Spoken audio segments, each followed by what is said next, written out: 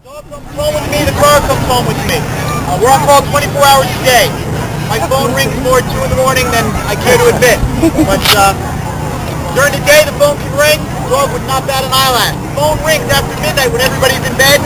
He's in a kennel. He starts whining and panting and pacing because he knows the phone call is for him. He's learned that over the last 2 years. So he knows it's time for him to go to work. And at home, he's a big lap dog. He doesn't bounce around like this. He is docile at home. And you know, see him.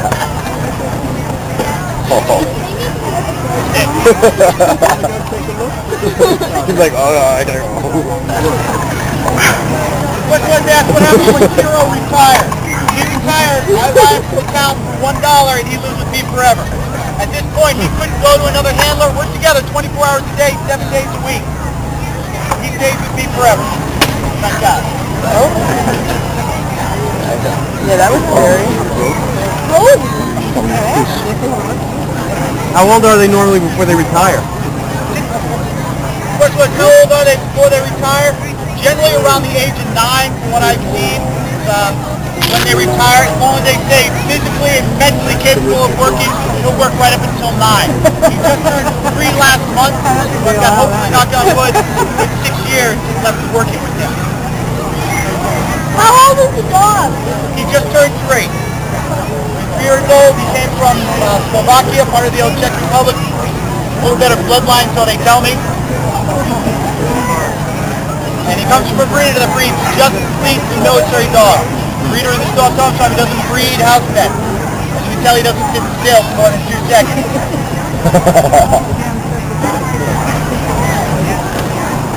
What did you say? Completely.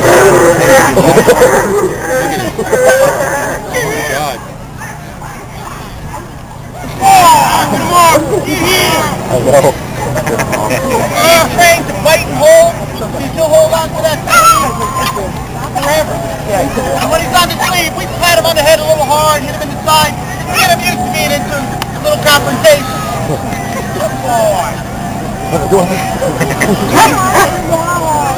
If you break his arm,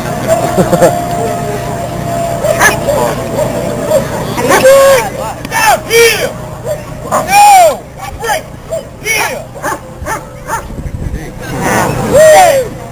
No!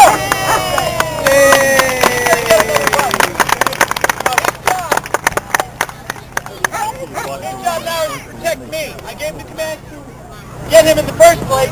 Nope, stay down. everyone can play with that.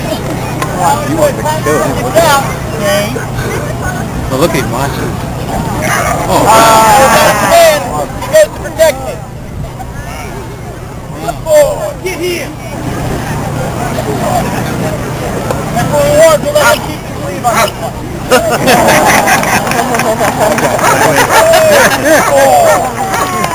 Make sure he's got it. Don't put it up if you want.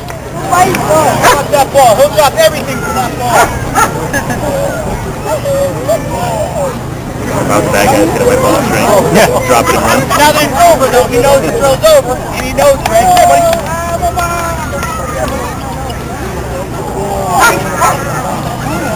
He goes right back to being a dog. You, yeah, those telecommunications. Okay. Just,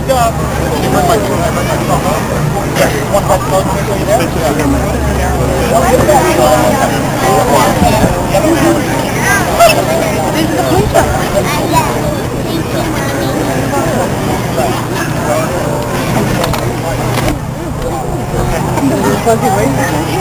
I'll get back to you.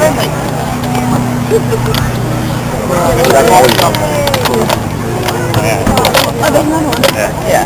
Okay, Greg. Where do you want it? Yeah.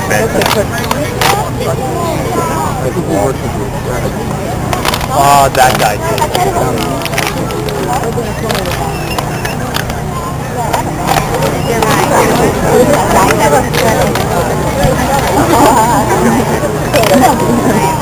I just ignore them. 1, 2, 3, 4.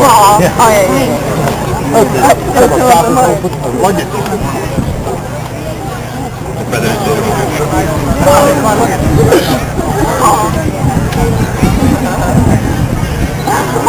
Oh,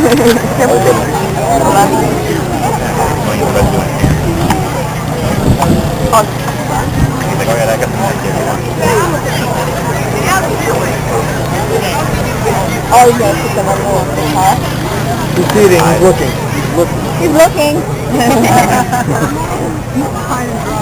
No.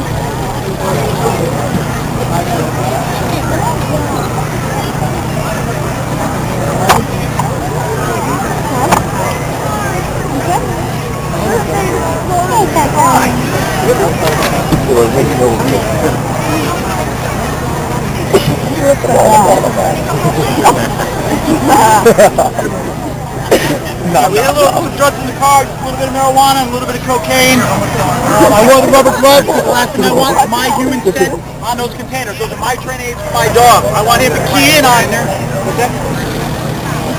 Good, Tom. The last thing I want is for him to key in on my human scent on anything. I want his scent to identify with the narcotic odor. So there's two different leashes. The thicker leash we use is a patrol leash. The thinner leash is what we use for narcotics. Everything has got its own cap. That tracking harness and tracking leash for tracking, patrol leash for general patrol work, and a narcotics leash and a narcotics reward. So although he gets this ball, it's different. It's a Kong. You ever see those like three-tiered Kongs? They told me to pick a different reward for a narcotic. So I took him up to Puttin, let him go through the shelves, and he picked his own narcotics reward ball. I tried little puppy hugs, I tried tennis balls, he wasn't interested. So I let him pick his own reward.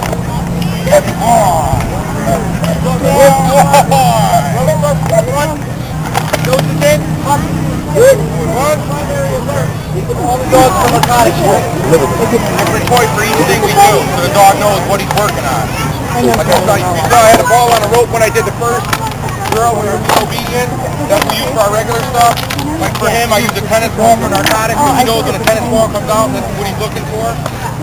And then when it comes to like tracking, we use like just a different Kong toy or a squeaky toy, just something so they know when they're tracking, looking for a missing person or a fugitive, and that's the toy they're working on. Same thing with the leashes and the harness. Everything's got its purpose.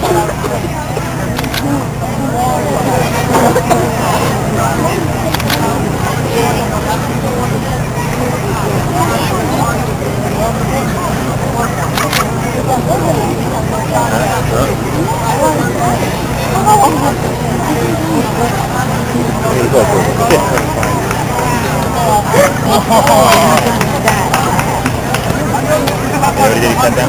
Huh? He said that.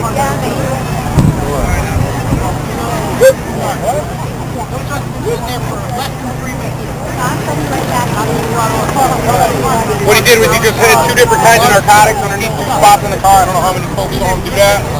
And that's what we do. We carry around the 7 different narcotics we need to train with and just continuously train the dog. We do everything from vehicles, buildings. The only thing working shepherds don't do, cross-trained shepherds, we don't do people. Because they're taught to obviously apprehend the bad guy and search for the good guy, so we don't really train them in people searches. Most, my department, I work for the state, we have Labrador Retrievers, and that's all they do is people. Those are all mostly food reward dogs. So those dogs strictly work to eat. So they get their rations every day, and over the course of the day is when their dog eats, like as they find stuff, or search, or train. What up, bud?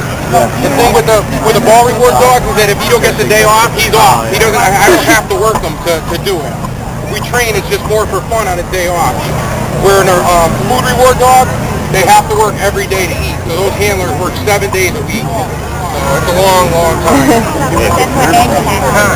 time.